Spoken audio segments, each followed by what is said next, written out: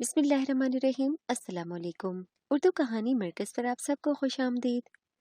मैं कुछ दिनों से अपने शौहर को परेशान देख रही थी, पर मुझे उनकी परेशानी समझ नहीं आ रही थी कि क्यों है। मैं पूछती तो टाल देते। मेरा देवर भी मुझे कुछ परेशान लगा था। मैंने उससे भी पूछना चाहा, पर कहता कुछ नहीं हुआ भाभी।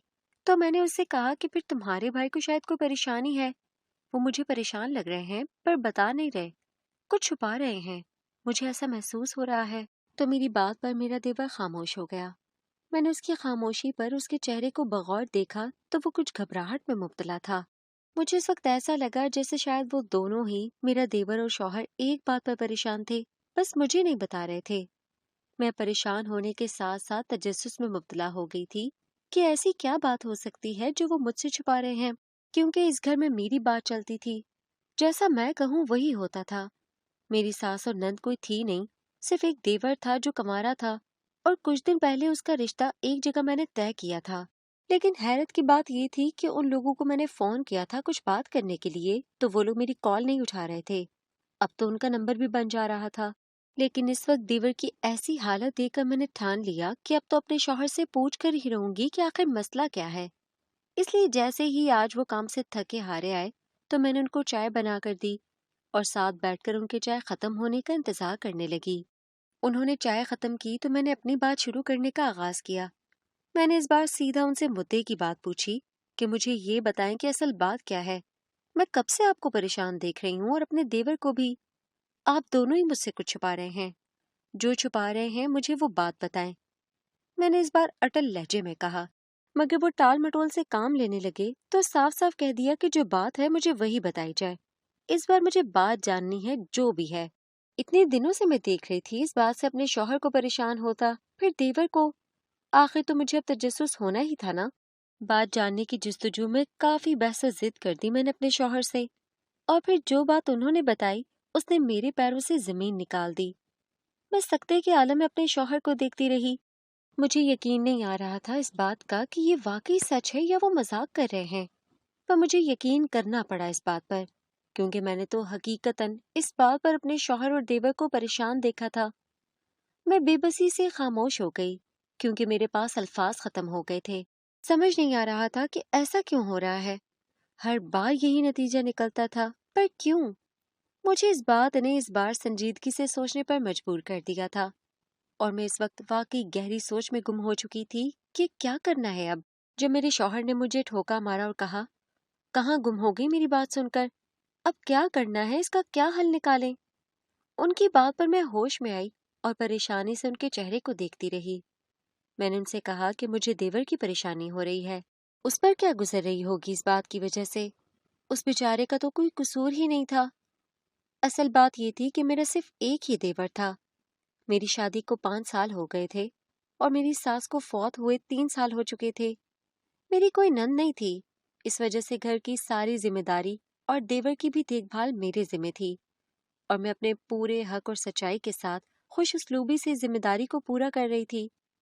अब मेरे देवर की शादी की उम्र हो गई थी, पर मसला ये हो रहा था कि देवर का जहाँ रिश्ता करते अगले दिन ही इनकार हो जाता, क्योंकि एक तो मेरे देवर को कम सुनाई देता था, उसको कानों में मसला था इस वजह से। अब जहाँ मैंने इस बार रिश्ता तय किया था, वहां से भी अगले दिन ही इनकार हो गया, जब उन लोगों को मालूम हुआ कि देवर को कानों का मसला है, कम सुनाई देता है। क्योंकि मैंने जरा इस बात को छुपा रखा था इस बार, क्योंकि जहां भी रिश्ता करने जाते अगर ये बात बताते थे तो फौरन इनकार हो जाता था। इस बार मैंने सोचा कि क्यों ना इस बात को खुफिया रख के देख लूं, क्योंकि मेरा देवर बिल्कुल भी गया गुजरा नहीं था। बस थोड़ा सा से मसला था सुनाई देने का, बाकी सब तो ठीक था। और शादी के बाद तो उसकी बीवी ने सेट हो जाना था उसके साथ। इतनी बड़ी बात ये थी नहीं जितनी लोगों को लग रही थी, पर फिर भी लोग ये बात सुनते ही इनकार कर देते थे रिश्ता देने से। इस बार जहां बात पक्की की थी, उन लोगों ने मेरे शौहर को फोन करके रिश्ते से इनकार कर दिया था, और ये बात मेरे शौहर ने मुझसे छुपाई थी, जबकि देवर को बता रखी थी। इसी बात की परेशानी दोनों को थी, और मुझे इस परेशानी से बचाने के लिए वो लोग ये बात मुझसे छुपा रहे थे, क्योंकि अब मुझे समझ आ रहा था कि मसला बहुत संगीन है। इस बार कुछ ऐसा करना होगा जिससे ये मसला भी बीच में ना आए और मेरे देवर की शादी भी हो जाए। मैं अपने शौहर को तसल्ली देकर कमरे से बाहर निकल गई। सोचा कि देवर से इस बारे में कुछ बात करती हूँ कि क्या करना है। کوئی نہ کوئی حل تو نکل ہی آئے گا اس مسئلے کا۔ دوسرے دن میری پڑوسن نے مجھ سے پوچھا کہ دیور کی شادی کب کروا رہی ہو؟ اب تو رشتہ بھی ہو گیا ہے اس کا تو۔ اس کی بات سن کر میں اداس ہو گئی۔ میری اداسی دیکھ کر اس نے مجھ سے اس کی وجہ پوچھی تو میں نے اسے بتا دی کہ میرے دیور کا وہ بھی رشتہ ٹوٹ گیا، کیونکہ تمہیں پتا تو ہے میرے دیور کو کم سنائی دیتا ہے، بس اسی وجہ سے لوگ انکار کر کے چلے جاتے ہیں۔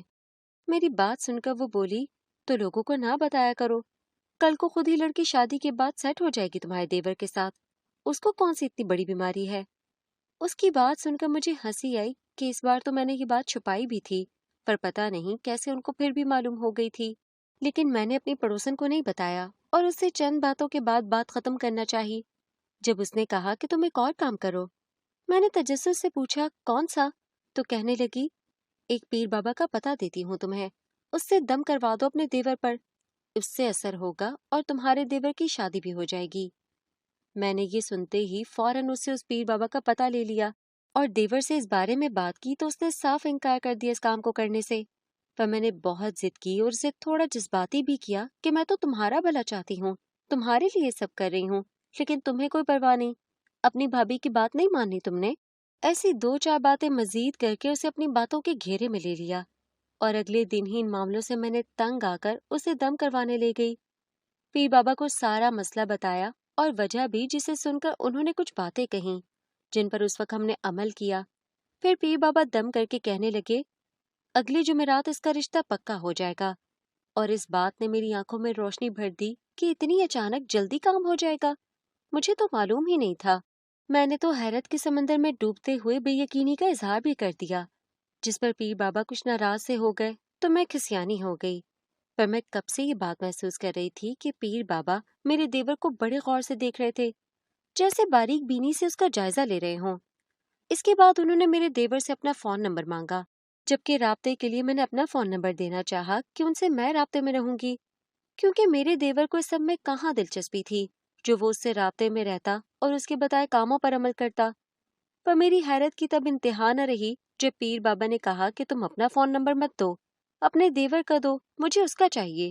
میں نے سہولت سے پیر بابا کے ناراض ہونے کے ڈر سے بات کو سنبھال کر پھر سے اپنا نمبر دینا چاہا تاکہ دیور بھی ناراض نہ ہو، پر پیر بابا نے سختی سے منع کر دیا اور کہا کام کروانا ہے تو جو میں کہوں وہ کرنا ہوگا، جس کا یہ مسئلہ ہے اسی کا فون نمبر مجھے چاہیے، اسی سے رابطہ رکھنا ہے میں نے، کیونکہ کچھ معاملات ایسے ہیں جن کا تم لوگوں کو علم نہیں۔ پیر بابا کی بات پر میں نے اپنے دیور کو التجائی نظروں سے دیکھا تو اس نے نہ چاہتے ہوئے بھی میری مان کر اپنا فون نمبر پیر بابا کو دے دیا۔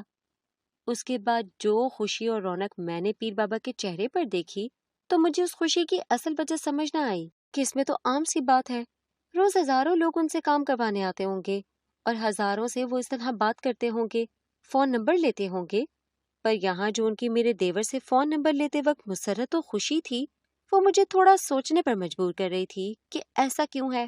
میں دیور کو وہاں سے لیے گھر آ گئی اور یہاں وہاں اس کے لیے رشتہ دیکھنے لگی، کیونکہ جمعرات تک کہا تھا پیر بابا نے، تو میں بھی جلدی کرنے لگی اور اپنے دیور کے لیے دوسرے رشتے دیکھنا شروع کر دیے۔ ابھی ایک دو دن ہی اس بات کو گزرے تھے جب میں نے اپنے دیور کے اندر کچھ بدلاؤ سا محسوس کیا۔ وہ زیادہ وقت موبائل فون میں گم رہتا یا گھر سے باہر رہتا اور اس کا لہجہ بھی بدلا ہوا تھا۔ میں نے سوچا کہ ایسا کیوں ہے، اتنی جلدی ایسا بدلاؤ دیور کے اندر کہاں سے اور کیسے آ گیا۔ یہاں میں اس کے لیے رشتے دیکھ رہی تھی، جب اس سے اس بارے میں بات کرتی تو وہ ٹال مٹول کر دیتا بات کو، اور پھر میں نے اس بارے میں اپنے شوہر سے بات کی، ان کو اپنے دیور کے اس بدلاؤ کا بتایا تو انہوں نے بھی حیرت کا اظہار کر دیا۔ ایک تو میرے شوہر کو دفتر کے کام سے فرصت کم ملتی تھی، اس لیے وہ گھر پر کم دھیان دیتے تھے، ہر چیز مجھے سنبھالنی ہوتی تھی، اور ابھی تک ہماری کوئی اولاد بھی نہیں ہوئی تھی۔ مجھے اولاد کا بہت شوق تھا، روز دعائیں کرتی تھی اس کے لیے، اور مجھے امید تھی کہ میرے یہاں بھی اولاد ہوگی، پر کبھی کبھی یہ سوچ کر میں اداس و دکھی ہو جاتی تھی جب اولاد کی کمی شدت سے محسوس ہوتی تھی۔ پر میرے شوہر بہت اچھے تھے، مجھے اس بات پر ہمیشہ تسلی دیتے تھے کہ جب اللہ نے چاہا تو ہمارے یہاں بھی اولاد ہو جائے گی، اس کی رحمت سے ہمیں مایوس نہیں ہونا چاہیے۔ تو بس میں اسی امید پر بیٹھی تھی کہ مجھے یہ رحمت بھی ضرور ملے گی، بس جلد یا دیر، وقت کا کوئی تعین نہیں تھا کہ کب۔ پر خیر، اس وقت میں نے اپنے شوہر کو کہا کہ آپ نظر رکھیں دیور پر کہ وہ باہر کہاں زیادہ وقت گزار رہا ہے اور کس کے ساتھ ہوتا ہے۔ मुझे उसमें ये तब्दीली कुछ अजीब सी महसूस हो रही थी। कभी पहले उसे इस तरह देखा जो नहीं था मैंने, शायद इसलिए। वो मुझे अजीज था, अपने भाइयों की तरह समझती थी मैं उसे। उसका अच्छा बुरा सोचना मेरा फर्ज तो था ही, साथ जिम्मेदारी भी, क्योंकि मैं नहीं चाहती थी कि उसके साथ कुछ बुरा हो, क्योंकि वो अपनी इस हल्की सी कम सुनाई देने वाली बीमारी से पहले ही बहुत कुछ बुरा सह चुका था। लोगों की बातें, ताने, उनकी बुरी नजरें और हर तरफ से धुतकार ने उसको एहसास कमतर बना दिया था। इस बात का मुझे बहुत दुख रहता था, और मेरे शौहर को भी। उस वक्त मेरे शौहर ने मुझे तसल्ली करवाई कि वो पता करवाएंगे, नजर रखेंगे कुछ दिन उस पर कि वो आजकल क्या कर रहा है। उनकी तसल्ली देने से मैं मुतमईन हो गई थी और बेफिक्र भी, क्योंकि मुझे मालूम था कि अब उन्होंने कहा है तो वो ऐसा करेंगे भी। फिर अगले दिन एक जगह देवर के रिश्ते की बात मुझे बढ़ती हुई नजर आई तो मैं खुश हो गई कि इस पीर बाबा की बात तो सच्ची होती नजर आ रही थी। मैंने सोच लिया था कि देवर का रिश्ता पक्का हो जाए तो चट मंगनी पट ब्याह करूंगी, और इस कहावत पर अमल करूंगी जो कहते हैं हथेली पर सरसों जमाना है। और फिर उस पीर बाबा के आस्थाने पर मिठाई भी लेकर जाऊंगी, उनका शुक्रिया अदा करने के लिए। मैंने इस रिश्ते की बाबत अपने देवर से बात करने का सोचा, और अगले दिन ही उससे इस रिश्ते के बारे में बात की और कहा कि इस बार तैयारी पकड़ो अपनी, इस बार रिश्ता पक्का हो जाएगा तो शादी फौरन करूंगी तुम्हारी। पर मेरी हैरत की इंतहा न रही जब देवर ने इनकार कर दिया और कहा, आपको कहीं पर भी रिश्ता करने की जरूरत नहीं है। मुझे उसकी बात समझ नहीं आई और उससे पूछा कि क्यों। तो उसने कहा, जुमेरात का इंतजार करें, आप देखें उस पीर बाबा की बात में सच्चाई है या नहीं। कैसे हो गई उसकी बात पर। मैंने कहा कि हम हाथ पर हाथ धरे नहीं बैठ सकते, कोशिश तो हमने करनी है। ऐसा तो बिल्कुल नहीं कि बस बिना कुछ किए घर बैठे जुमरात तुम्हारा रिश्ता पक्का हो जाएगा, कोशिश तो हमें करनी है।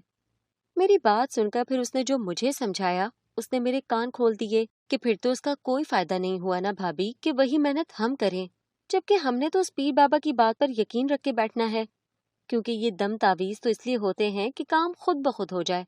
कोशिश तो हमें दुआ करने के बाद करनी चाहिए ना, क्योंकि उसमें देर होती है। फिर उसने मुझे समझाया कि ये पीर बाबा वगैरह की बात कुछ नहीं होती, सब कुछ अल्लाह करता है और उसी के हाथ में है, ये चक्कर छोड़ दें। उसके समझाने के बावजूद मुझे जुमरात का फिर भी शिद्दत से इंतजार था। तजस्सुस था कि देखते हैं तब क्या होता है। पर जब अगली जुमरात आई तो देवर खुद ही एक लड़की घर ले आया, और मैं हैरान हो गई उस लड़की का ऐसा हुलिया देखकर। वो दुल्हन के रूप में थी। मैंने हैरत से अपने देवर से उसके बारे में पूछा तो उसका जवाब सुनकर मेरे ऊपर आसमान टूट पड़ा। उसने कहा कि मैंने शादी कर ली है भाभी, ये मेरी बीवी है। मुझे यकीन नहीं आया उसकी बात पर। हैरान परेशान मैंने उस लड़की का घूंघट उठाया तो होश उड़ गए, क्योंकि वो कोई और नहीं, वो बिल्कुल उस पीर बाबा जैसी थी जिससे मैंने अपने देवर पर दम करवाया था। मैंने इस बात का फौरन उन दोनों से इजहार कर दिया तो देवर की बात ने मेरे 14 तबक रोशन कर दिए कि ये वही बाबा हैं, और मुझे समझ न आया कि वो कहना क्या चाहता है। अगर वो बाबा है तो लड़की क्यों है? क्या उसने ड्रामा किया था सारा? वो क्यों बाबा बनी थी? वो कौन थी? इतने सारे सवाल मेरे जहन में उठ रहे थे, जिनका जवाब मुझे उस लड़की ने दिया कि उसका नाम सबा है, और वो बेवा औरत है जो अपनी रोजी रोटी के लिए नकली दाढ़ी मूछ लगाकर बाबा बनी बैठी थी, क्योंकि कोई और काम उसे मिल नहीं रहा था। और जब उसने मेरे देवर का मसला सुना तो उसने अपने सहारे का सोचा कि वो देवर से निकाह करे, उसे सहारा मिल जाएगा और घर भी, जबकि मेरा देवर भी एहसास कमतरी का शिकार था। उसकी बात मानकर फौरन उससे निकाह कर लिया।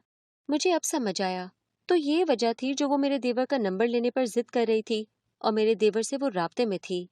इस वजह से देवर का रवैया बदला बदला सा था। फिर सबा ने मुझे समझाया कि तावीज़ दम वगैरह सच में कुछ नहीं होता। हम लोग तो बस रोटी की लालच में लोगों को गुमराह करते थे। आप उन पर यकीन न रखें, सब झूठ है। हर काम करने वाला वाहिद अल्लाह है, और उसने भी तौबा करके अब ये काम छोड़ दिया है। उसके समझाने पर मैं भी सारी बात समझ गई और अल्लाह से तौबा की, और फिर मैंने हंसी खुशी उनकी शादी को कबूल कर लिया, और बहुत सुकून से अब हमारी जिंदगी गुजर रही थी। कुछ वक्त बाद मेरे यहाँ एक बेटे की पैदाइश भी हुई थी, जिसने मेरी जिंदगी खूबसूरत बना दी थी।